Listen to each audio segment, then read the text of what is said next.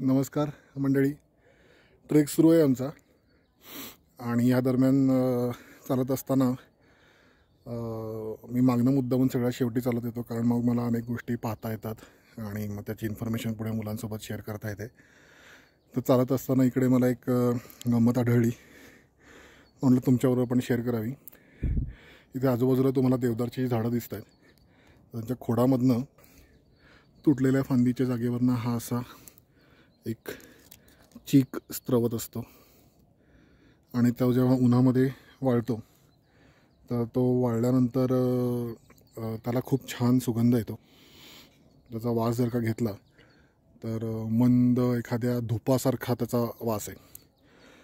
आणि ह्या वासाची स्ट्रायकिंग सिमिलॅरिटी जी आहे तर ती आपल्या सह्याद्रीमध्ये आढळणारी जी कारवी ही वनस्पती आहे, जी उतारावरती असते आणि 7 वर्षातनं एकदा फुलते.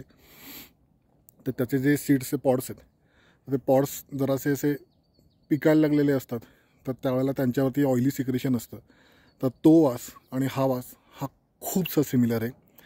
तर मला सह्याद्रीशी जोडणारा एक फॅक्टर इकडे मला मिळालेला आहे.